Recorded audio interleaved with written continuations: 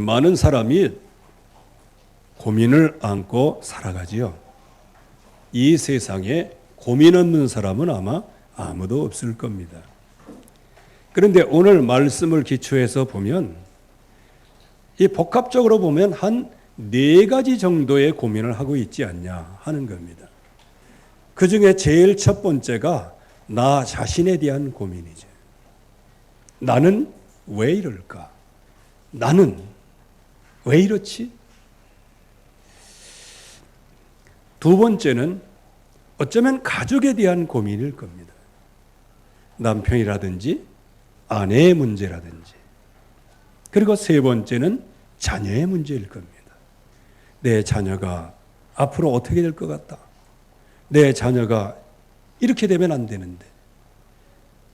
또 내 자녀가 나의 이 영적인 대물림을 그대로 이어서 받으면 안 되는데. 아마 이런 고민들이 있을 겁니다. 마지막 고민이라고 하면 누구나 다 공감할 수 있는 고민, 아마 경제 문제일 것입니다. 이런 문제 속에 거의 대부분 다 살아가지요. 그런데 불신자들은 무엇을 먹을까, 무엇을 마실까, 무엇을 입을까, 이거를 염려 전문인으로 살아가는 게 불신자의 모습입니다. 하나님의 백성은 먼저 주의 나라와 의를 구하라. 그리하면 이 모든 것, 지금까지 요약한 이 문제를 하나님께서 해결하신다고 말씀해 주십니다. 또 우리의 기대만큼 해결은 되지 않아도 그 문제가 상존할지라도 그 문제가 아무것도 아닌, 그리고 하나님의 계획인, 그리고 내 믿음의 진보의 발판이 되어지는 것이란 말이에요. 그래서 하나님의 백성은 언제든지 나 자신의 정체성을 갖고 있어야 합니다. 내가 누굽니까? 원래의 나의 모습은 하나님의 형상대로 전능하신 하나님이 그 모습으로, 그리고 하나님과 소통해서 모든 응답을 다 받도록, 그래서 다스리고 정복하는 자리에까지 가도록 하나님은 처음부터 우리를 서밋으로 만드셨어요.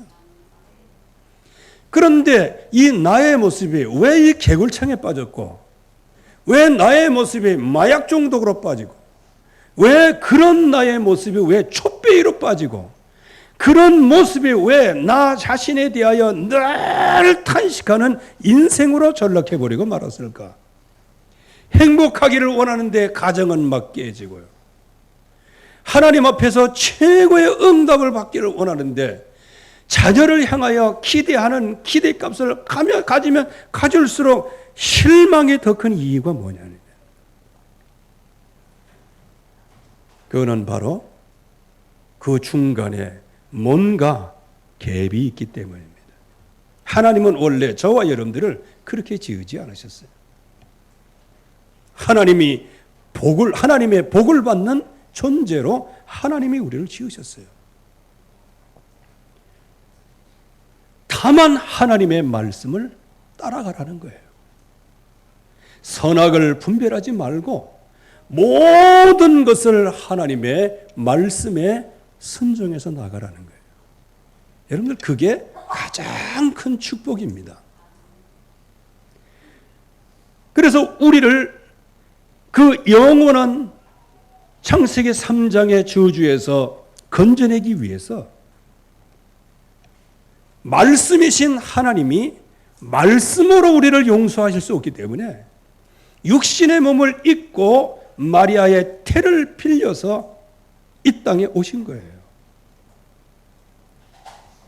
그래서 우리의 인간의 모든 삶을 그대로 사시고 나중에 하나님의 시간표가 되면 그분이 십자가에서 모든 피를 흘리사 저와 여러분들이 하나님 떠나서 온 모든 원죄, 조상의 죄, 자범죄, 그것을 한 번에 해결하기 위하여 십자가에서 다 이루었다. 너희 죄값을 내가 다 치루었다. 이거를 말씀하신 거예요. 그래서 하나님이 하나님 만날 수 있는 길을 열어놓으셨는데 누가 길을 여셨냐? 하나님만이 그 길을 여실 수 있어요. 이 세상의 종교 좋은 겁니다. 왜? 종교가 없으면요 지금보다 아마 살기가 더 악해졌을지도 몰라요. 그러나 인간은 하나님을 만나야 되는 거예요. 하나님 만나지 않으면 사탄의 종 노릇해서 영원한 저주, 지옥 권세 빠져나올 수가 없단 말이에요. 그래서 하나님께서 유일한 구원의 길을 열어놓으셔서 나로 성령의 감화 가운데 하나님의 성령의 인도를 따라 하나님의 자녀가 되게 하셨습니다. 원래 하나님 떠난 원죄, 조상죄, 자범죄 그것으로 말미암아 하나님 앞에 나가면 그 자리에서 죽을 수밖에 없는, 그리고 이미 허물과 죄로 죽어버린 우리들을 주님이 십자가의 대속에 죽으심으로 우리를 영원한 생명을 허락하여 주셨습니다. 그 생명을 가진 자가 누구냐? 저와 여러분들이에요. 나에게 바로 예수 생명이 있고 예수 그리스도의 능력이 있기에 그 약속을 놓치면 내가 흔들려. 그 약속을 놓치면 가족이 흔들려. 그것이 놓치면 자녀들이 흔들려. 이거를 놓치고 살아가니 경제가 흔들릴 수밖에 없는 것이죠. 그래서 하나님께서 예수 그리스도를 영접한 모든 사람들 속에 하나님의 자녀된 권세를 주셨어요. 하나님이 우리에게 주시는 위로부터 오는 성령의 능력을 주셨다니까요. 이게 바로 여러분들의 것입니다. 여러분들이 취하고 응답으로 받아야 돼. 그래서 하나님은 우리에게 약속을 했어요. 그냥 입으로만 약속하신 것이 아니고 육신의 몸으로 이 땅에 오셔서 십자가에서 말씀대로 달려 죽으시고 저와 여러분들이 부활할 수 있도록 부활의 첫 열매가 되셨는데 누구든지 그의 이름을 부르는 자는 구원을 얻으리라. 그 약속을 남겨놓으셨어요. 이제 우리는 그 약속을 확실하게 붙잡고 나아갈 때 여러분들의 것이 하나님이 주신 것이 되고 하나님이 주신 것이 여러분들의 것이 되어지는 것이란 말이에요. 이제 이런 약속을 가지고 내가 있는 그 현장에 서보세요. 힘 있는 사람이 현장에 서보세요. 제가 어떤 예고편, 영화 예고편을 봤는데 그거 한번 보고 싶어요. 근데 제목도 잊어버렸습니다. 어떤 여자예요. 그냥 평범한 여자야. 근데 평범한 여자인데 실제로 이제 미국의 어떤 코미디언이에요. 그러니까 얼굴이 어떻게 했어요? 그냥 여배우는 아니지만 그렇다고 해서 뭐 또 옥돌매는 아니고. 그런데 이렇게 딱 봐가지고는 영화 배우 주연으로서는 no thank you. 근데 이 사람이 이제 주연으로 선 거예요. 이게 이제 예고편 내용입니다. 자기 자신이 거울을 볼 때마다 너무 신경이 나는 거예요. 왜? 세상에 이렇게 못생긴 게 있나면서. 그렇게 하고 막 몸부림치다 어떻게 미끄러져서 넘어졌어. 내진탕에 왔는가 봐. 그때부터 자기 거울을 보니까 자기 얼굴이 너무 예쁜 거야. 그래 가지고 옷도 멋있게 왜 자신감 있게 하면서 배우들이 있고 뭐 거기에 모델들이 있는 거기 카운터에 취직을 하러 들어간 거예요. 거기에 미녀들이 얼마나 많아요. 근데 자기가 워낙 이쁘다고 생각하니까 자기가 너무 자신감이 있으니까 주변에 최고 미인 여배우들이 와가지고 막 상담을 하고 나도 당신처럼 살기를 바란다면서. 그러다가요 어디에 가서 또 미끄러져서 넘어졌어. 옛날로 돌아왔어. 그래가지고 거울 이렇게 쳐다보니까 너무 신경이 나서 또 옛날 영적 임재 또 나왔어. 막 거울 깨부시고 거울 깨부시고 나는 원래 이런 인생이다 하면서 그냥 거지 옷 같은 거 맨날 입고 다니고 막 그래.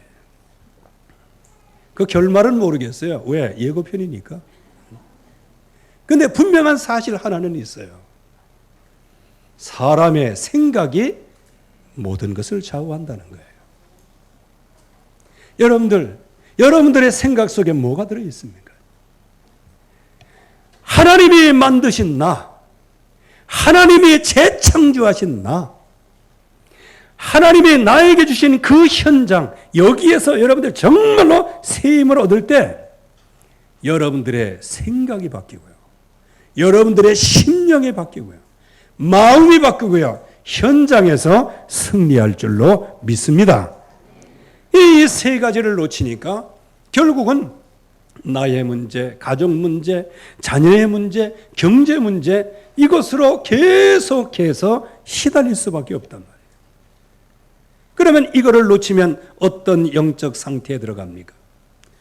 복음을 잡고 있지만은 기도할 수 없는 황폐함 속에 들어가는 거예요.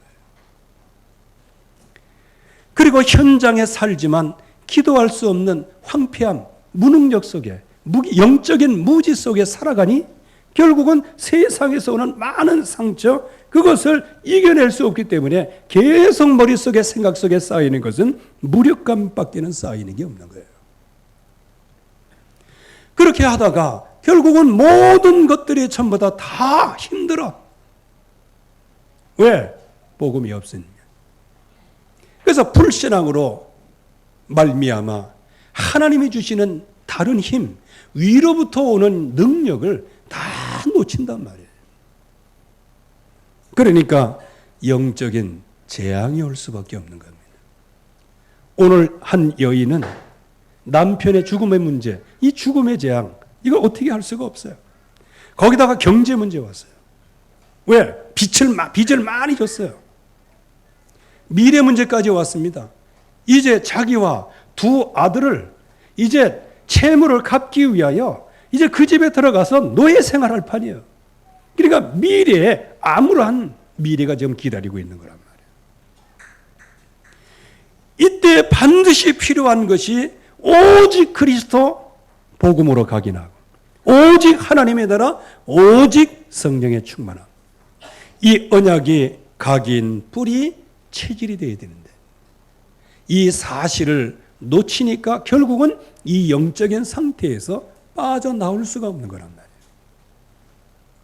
그러면 이 영적인 문제 속에 상태 속에 들어가는 이유가 무엇이겠습니까? 오늘 말씀이 그 이유를 지금 설명하고 있어요. 모든 문제의 근원은 무엇입니까? 여호와를 경외하지 않는 하나님의 백성에게 있습니다. 지금 이 여인이 굉장히 지금 고통스러워하는 것은 빚을 많이 졌다. 이것도 이유가 있겠죠. 자식에게 풍족하게 못 먹인다. 이것도 이유가 있겠고 남편이 죽었다. 이것도 이유가 있겠지만 진짜 괴로운 이유는 뭐예요? 이 채권자가 악덕 채권자인가 봐요. 그러니까 이제 너 와서 이거 갚으라 하면서. 그런데 이 사람이 누구예요? 선지자 수련생의 아내입니다. 거기다가 남편이 죽었으면 이 여자는 뭐가 됐어요? 과부가 되잖아. 그 당시엔 과부와 고아를 향하여 긍휼을 베풀라고 말하고 있고요. 채무를 독촉을 하지만 심하게 하지 말라고 얘기하고 있어요. 그런데 이 여자가 굉장한 위기의식을 느낀 거 보면 아마 굉장히 자기 돈이 없어지겠다, 손해보겠다, 뛰겠다 이렇게 한 그 채권자의 마음이 굉장히 싸나워졌던 모양이에요. 네, 그럴 수밖에. 북부 이스라엘은 하나님을 섬기는 나라예요. 뭐 모양만 그러지 전부 다 우상숭배하고 있잖아. 그러니까 우상숭배하고 있으니 말씀이 선포돼요. 제사장들이 있는데 말씀이 선포돼요. 거기 선지자들 전부 다 400명의 선지자들이 정말 어용 선지자요, 거짓 선지자들인데 이 사람들이 제대로 말씀을 주겠어요? 말씀을, 하나님의 말씀을 그대로 가르쳐 주겠어요? 그러니까 그 자연인 상태로, 말씀이 없는 상태로, 복음 없는 상태로 이제는 채권자의 역할을 하는 거예요. 악내 쥐기 삐린다. 가져와. 그렇게 해서 노예로 삼으려고 하는 거예요. 이게 너무너무 이 여인은 괴로웠죠. 결국은 뭐 했다? 여호와를 경외하지 않는 하나님의 백성의 모습이란 말이에요. 이게 창세기 3장이에요. 하나님 떠난 모습이에요. 오직 물질 중심이요. 다른 사람이 어떻든 되든 내 회사가 어떻게 되든 나만 잘 먹고 잘 살면 되는 거예요. 이게 창세기 11장입니다. 그래서 이 시대가 더더욱 어려워지는 시대가 되는 겁니다. 그래서 결국에 가서는 다른 것, 틀린 것, 망할 것에 길을 걸어갈 수밖에 없는 거죠. 그래서 무속을 의지하고 점수를 의지하고 우상 숭배 가운데 깊이 사로잡혀. 그런데 이러한 여러 가지 어려움, 재난은 사사기 3장 1절에서 3절 말씀과 같이 하나님이 지금 시험하고 계시는 거예요. 테스트하고 계시는 거예요. 말씀을 따라가나 안 따라가나 그것을 시험코자 함이거든요. 그런데 이 여인은 환경적인 그 모든 문제가 어디에서 시작된 거예요? 말씀을 따라가나 안 따라가나 그것을 시험코자 함이라. 지금 하나님께서 보고 계시는 거란 말이에요. 하나님께서 지금 보고 계시는 거예요. 그래서 6가지 운명 속에 어느 누구도 빠져나올 수 없지만은, 그러나 하나님께서 은혜를 베풀어 주시면 여기에서 분명히 해방을 받고 축복을 받는데, 이 문제의 근원을 모르니 뭘 못 붙잡아요? 언약을 못 붙잡게 되는 거예요. 그러니까 문제가 덮쳐오게 되어지죠. 여기에 따라오는 재앙이 있단 말이에요. 여러분들, 진짜 이 12가지 인생 문제, 이거 소홀히 여기면요, 진짜 어려운 문제가 올 수밖에 없어요. 이 어려운 문제 오라 불러드리는 것은 아닙니다. 그러나 이 세상에 상존하는 문제가 얼마나 많냐 이거예요. 그 문제를 이길 힘이 있어야 되는데 그 문제를 이길 힘이 없으면 결국은 재앙이 덮쳐올 수밖에 없는 겁니다. 오늘 여기에 재앙이 덮친 가정이 왔어요. 이 가정은 어떤 가정입니까? 선지자 수련생 가정이에요. 정말 요즘으로 얘기하면 RTS 학생입니다. 그것도 그냥 학부가 아니고 RTS 이제 그냥 어쩌면은 이렇게 볼 수 있어요. 준목이에요, 준목. 이 사람들이요. 이제 거의 다 이제 하나님 앞에 설 사람이란 말이에요. 그 준목 중에 한 사람이 죽은 거예요. 여러분들 왜 죽을까요? 물론 어떻게 하다가 뭐 사고로 이렇게 해서 하나님의 영광을 나타내기 위해서 죽을 수 있죠. 그러나 성경적인 개념은 뭐냐? 죽음은 하나님의 재앙이에요. 그래서 이거를 먹는 날에는 네가 재앙을 받을 것인데 정령 죽으리라, 그 말과 같은 겁니다. 이 가정에 재앙이 왔어요. 이 가정에 재앙이 왔다니까요. 어떤 재앙이요? 남편이 죽은 거예요. 그래서 이 여인이 이제는 남편이 죽었으니 어떻게 돼요? 어디 하소연할 데가 없어요. 그때 뭐 해야 될까요? 정말 하나님 앞에 엘리사까지 찾아올 필요가 없어요. 그 사람은 준목이에요. 준목 사모님이란 말이에요. 그러면 거기에서 엎드려서 하나님 앞에 기도해도 된단 말이에요. 그런데 오늘 엘리사 앞에서 하는 얘기를 보세요. 여기 영어 아시는 분 계시겠지만은요, 어떻게 했다? cry out 이렇게 나와 있어요. 뭐 영어 잘 모르지만 그거 한번 의미를 찾아봤어요. 그거는 즐거움 속에서 부르짖는 게 아니고 마음 속에 완전히 그냥 불신앙으로 말미암아 더 이상 내가 견딜 수 없어가지고 이게 크라예요. 그러면 이 여자 속에, 이 사모님 속에, 준목 사모님 속에 언약이 있는 거예요, 없는 거예요? 그러면 한 가정을 세우는 사람이 여자라고 했는데, 그러면 이 여자의 모습을 보면 그 가정, 그 집을 세우고 있을 수 있는 사람이냐가 이거예요. 우리가 이거를 한번 들여다봐야 되는 겁니다.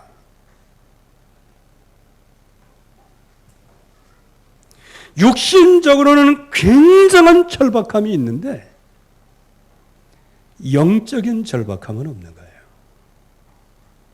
육신의 문제가 닥쳐왔기 때문에 그 문제를 해결해 보려고 어마어마한 그냥 모든 정열을 다 드리는데 결국은 있는 것은 육신적인 호소요,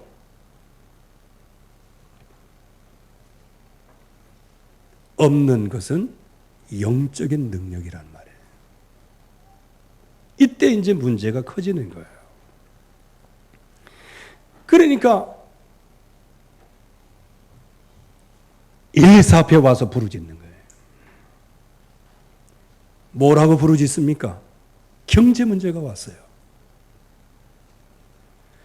내 남편은 하나님을 경외하는 사람 맞지 않습니까? 그거는 엘리사 선생님이 잘 아십니다. 이렇게 얘기하는 거예요. 여러분들 이게 말할 때 말이에요. 이렇게 서로 이렇게 대화할 때 내 남편이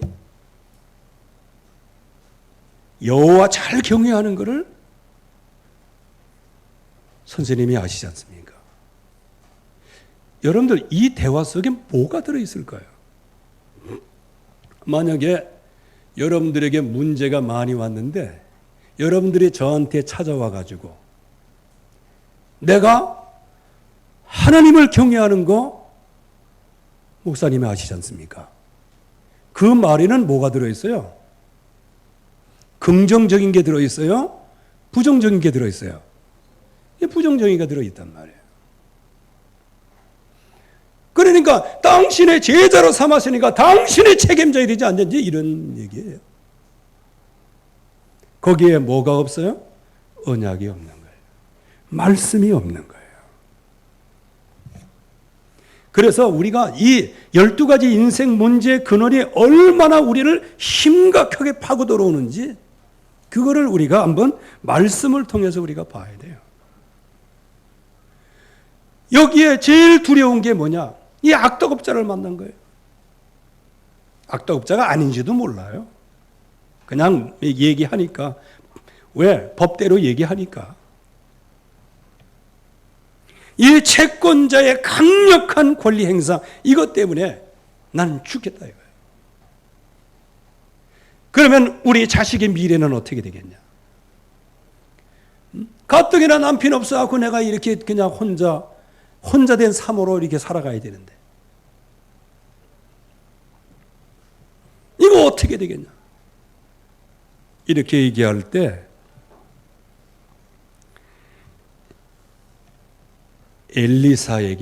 엘리사가 이런 말을 하는 겁니다. 너를 위하여 어떻게 하랴? 아마 이게 말씀을 이렇게 순서적으로 이렇게 보면 문제가 왔을 때 금방 하나님의 말씀 앞에 나간 것은 아닌 것 같아. 어떻게 나왔어요? 문제를 해결해 보려고 자기 나름대로 뭔가 확 하는데 다른 건 다 문제가 해결될 수 있는데 뭐만 해결이 안 돼? 이 빈 문제만 해결이 안 되는 거예요. 그러니까 그들이 우리를 노예로 삼으려고 한다. 이게 현실적인 문제 딱 닥치니까 그때 말씀 앞에 나온 거예요. 뭐 그것도 감사하죠. 이냐 엘리사에게 부르짖어서 호소를 하게 됩니다. 말씀을 붙잡았다는 거죠. 내가 너를 위하여 어떻게 하랴? 엘리사의 질문입니다. 어떻게 하면 너에게 도움이 되겠냐? 네 집에 있는 게 뭐냐? 이렇게 물어봤어요. 그랬더니 기름 한 병 외에는 없습니다.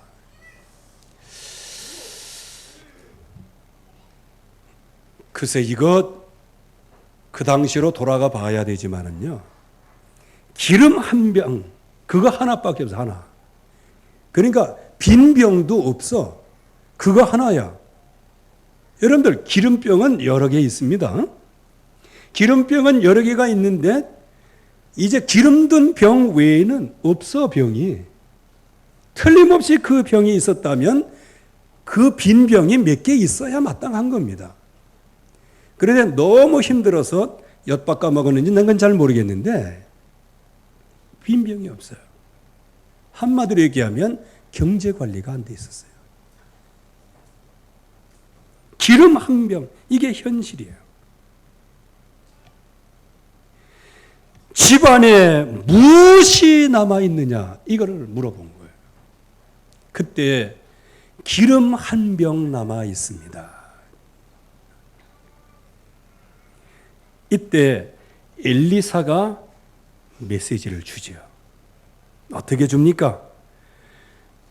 모든 이웃에게 가서 그릇을 빌려와라. 요즘 같으면은 뭐 3천, 4천, 5천, 이웃 4천 해가지고 그릇 많이 빌려올 수 있잖아요. 근데 이 당시에는 그릇이 적었을 뿐만 아니고요. 이 사람이 누구예요? 준목의 아내예요. 준목이라면 뭐예요? 오직 하나님만 의지할 사람들이란 말이에요.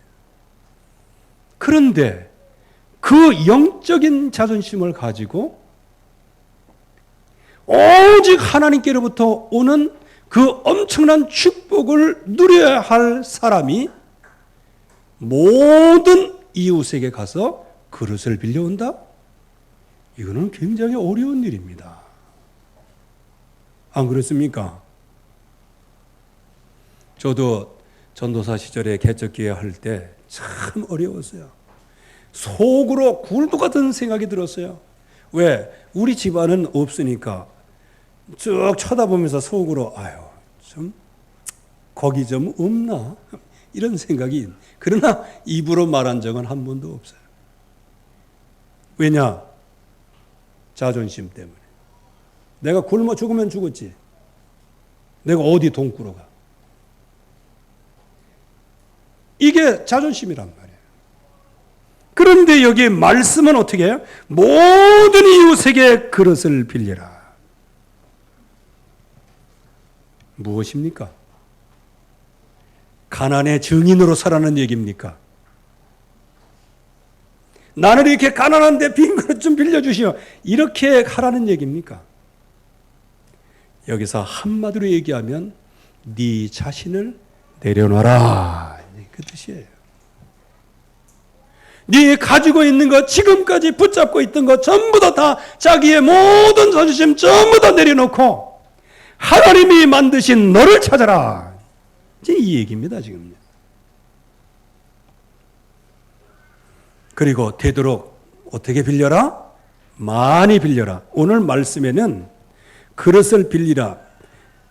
빈 그릇을 빌리되 조금 빌리지 말고 이렇게 조금 수동적으로 얘기하는데 다른 성경에는 많이 빌려라 이렇게 나와 있어요.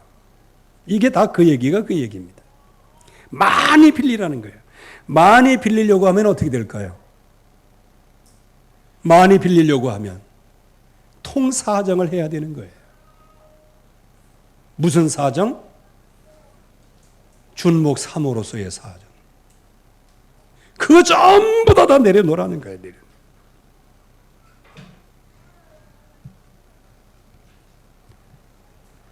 그러면서 이제 무엇을 얘기합니까? 모든 그릇에 기름을 부어라. 이제 얻어왔습니다. 그릇을.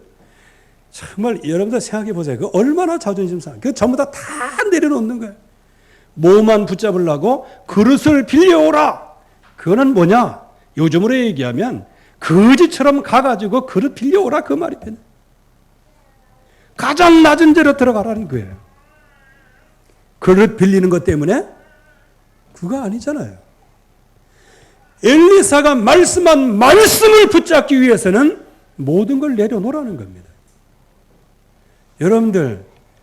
여러분들의 똥꼬제 자존심 예수 그리스도 안에 복음 안에서 다 내려놓으시기 바랍니다.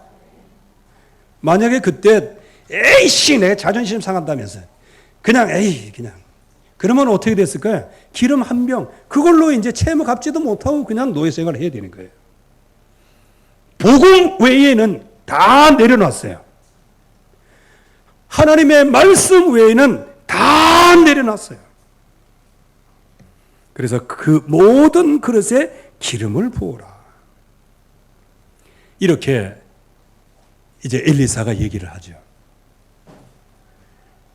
그래서 내 두 아들과 함께 들어가서 문을 닫고 그 모든 그릇에 기름을 부어서 차는 대로 옮겨 놓아라. 들려졌지요? 말씀이 들려진다는 게 뭘까요? 내가 가지고 있는 모든 것을 내려놓고 뭐만 붙잡는다? 오직 말씀만 붙잡는다. 이게 나를 내려놓는 거예요. 뭐 이리저리 핑계대고 그런 건 아니고요.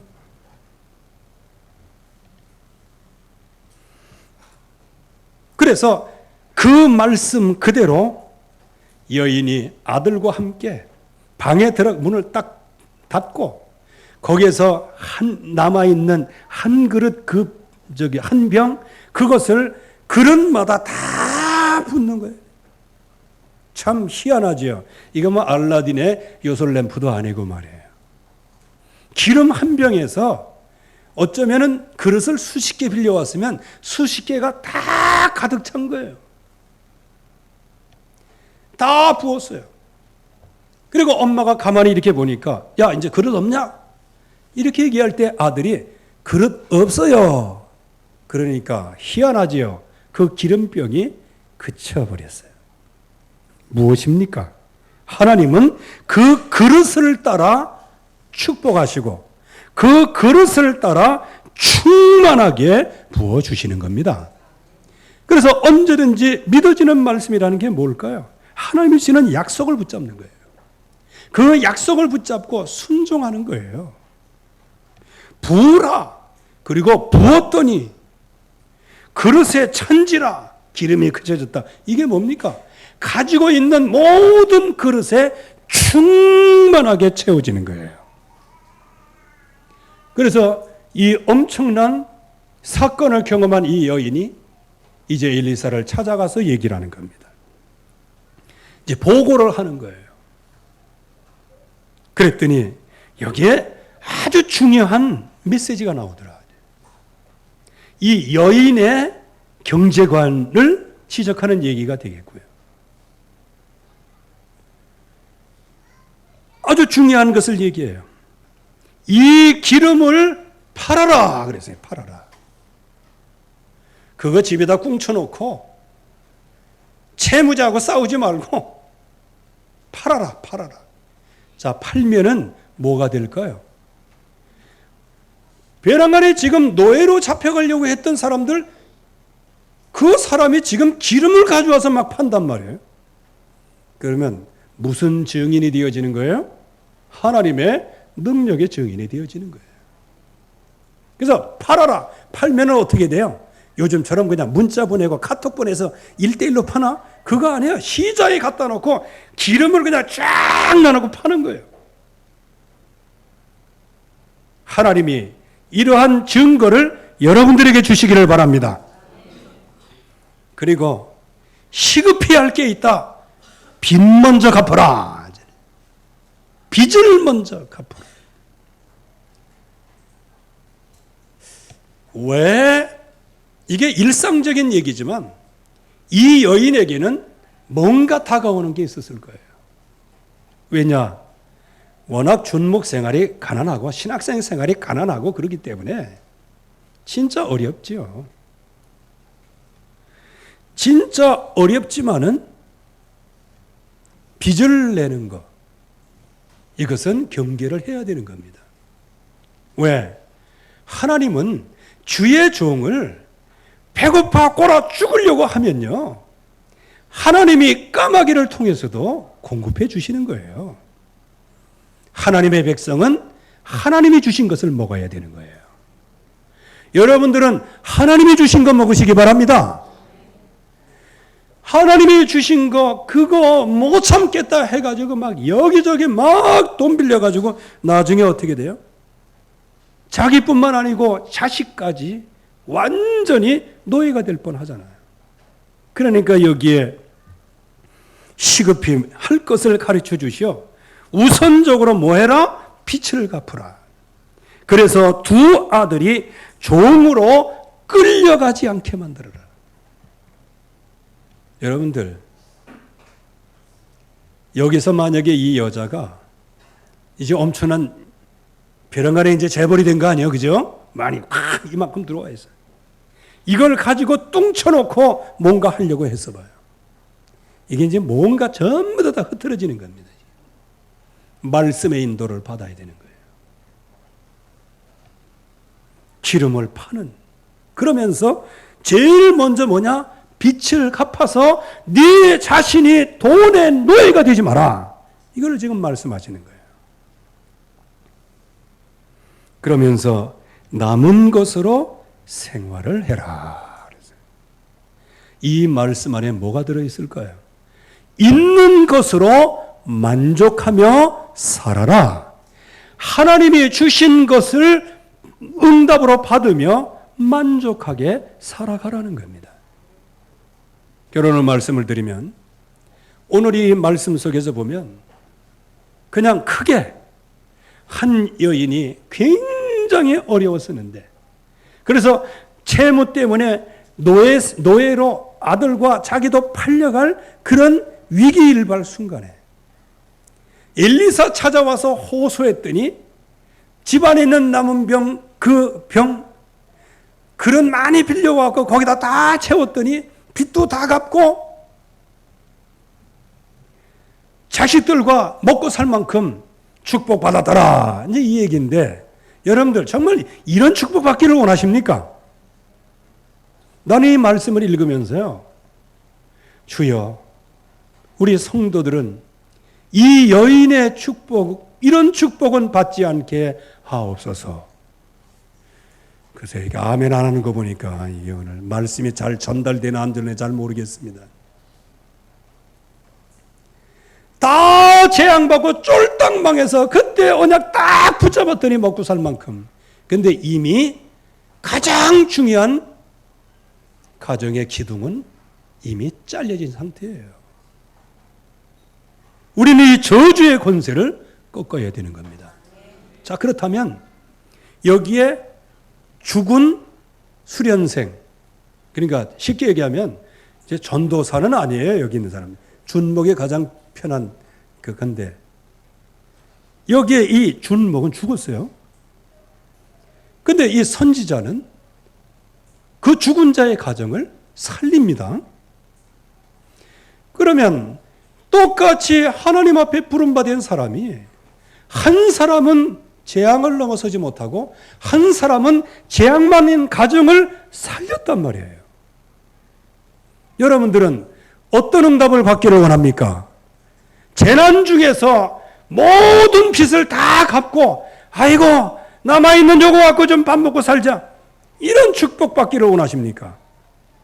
아니면 정말 종교 생활을 통해서 무너지는 모든 가정에 엘리사와 같이 정말로 그들을 살리는 서밋 전도 제자가 되기를 원하십니까? 서밋 전도 제자의 우리가 응답을 받아야 되는 겁니다.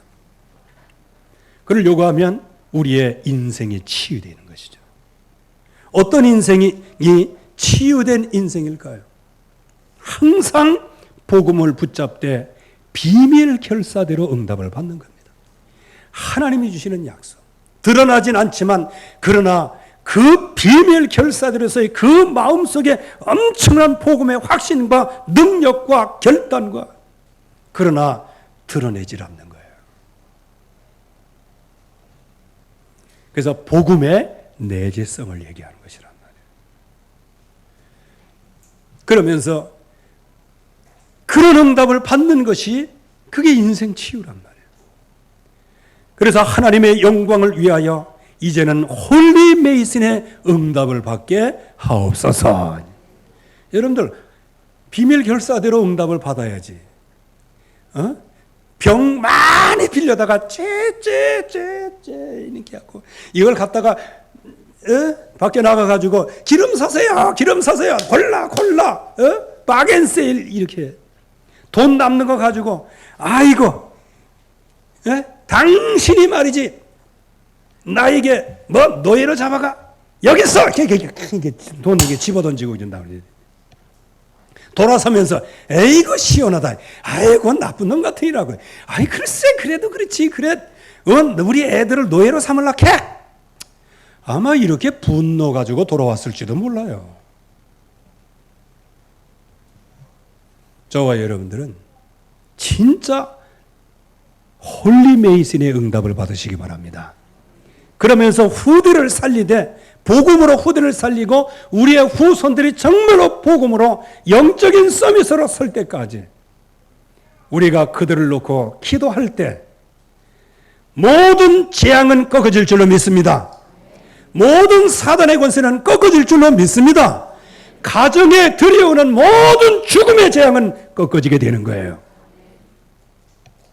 혹시 하나님께서 생명을 취하신다 하더라도 그걸 발판 삼아서 그 가문이 살아나게 되어지는 거예요. 이게 복음의 능력입니다. 그래서 복음의 능력은 축복 받았다 안 받았다 이거에 의해서 바뀌는 게 아니에요. 이 복음의 능력은 내가 살았다 죽었다 그거에 의하여 복음의 능력이 바뀌는 게 아니에요.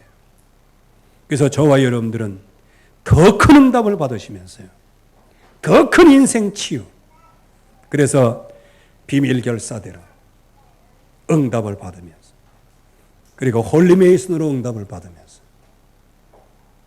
그리고 렘넌트 미니스트리로 응답을 받으면서 이 언약을 붙잡고 모든 영적인 상태를 치유하고 모든 문제 속에서 이 언약을 발판 삼아 일어서서 한 시대를 살리는 인생 치유의 증인들 되기를 주의 이름으로 축원합니다. 하나님 아버지 은혜를 감사합니다. 오늘도 주의 역사가 일어나게 하시고 주의 말씀으로 충만케 하여 주시옵소서. 그래서 위기 속에서 말씀 붙잡고 응답받는 이 자리에서 이제 더 큰 응답을 향해 나아가게 하여 주시옵시고 그래서 홀리메이슨으로 렘넌트 미니스트리로 그리고 비밀 결사대로 우리의 인생이 치유되게 하옵소서. 예수 그리스도의 이름으로 기도하옵나이다. 아멘.